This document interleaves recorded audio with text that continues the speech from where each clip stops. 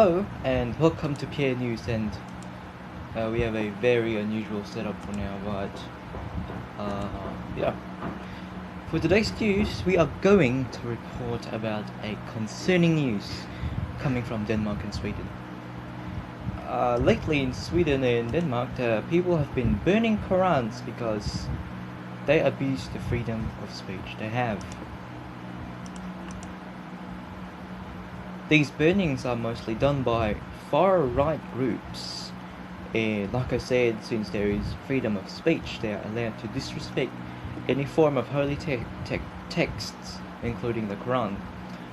This also includes the Torah, the Bible, whatever holy texts. I'm so sorry. Now, for me personally, this has kind of made me a bit mad. And I know I'm looking at a script right now, but yeah. I had to make a script because I'm gonna report this in a different language as well, so it could be accessible to anyone. Because, okay, I'm just gonna read up the script. This made me mad personally. Okay, I'm speaking from personal. This made me mad because I really thought that there are people that care or respect the immigrants in Sweden and Denmark. I mean, yeah, there are people that respect immigrants in Sweden and Denmark, but what I am reporting is that there's these people, these far-right groups that abuse the freedom of speech just because they hate the Muslims, just because they want the race to be.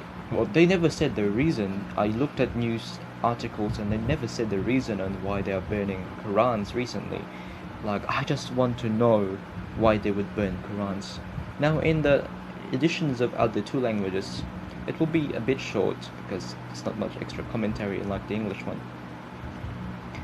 Even immigrants actually burn the Quran. Yes, you heard me right, immigrants themselves. This is because they've probably joined far-right groups. They've probably realized, Islam is too hard, Islam is like this, Islam is like that, but like, that's where you came from. You shouldn't disrespect that. But personally, me myself, if I was a Muslim, if I was Palestinian, I will not burn a Torah just because we hate the Israelis. I will not do that because that's disrespecting. I don't think if they've done that in Palestine before, but hopefully not. I mean, yeah, war or whatever, but like disrespecting religions. No, I think that's too much. Now, I have no hate for these countries. I actually love these two countries. I am actually learning the languages right now. It's just that now that I see what's really happening in these countries, that's when my perspective about those countries just really change.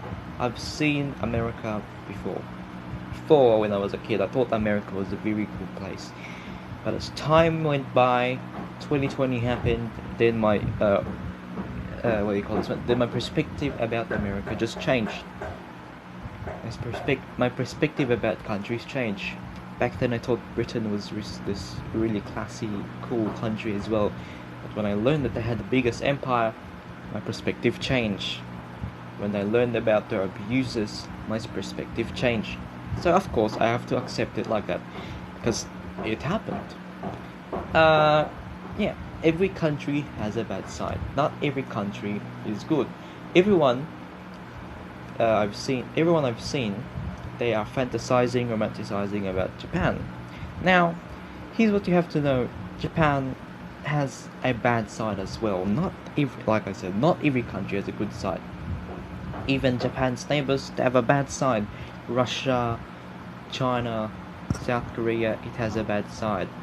Of course, North Korea is already showing its bad side, so I don't even need to know. I don't even need to tell you. Even our country has a bad side. Every country has a bad side.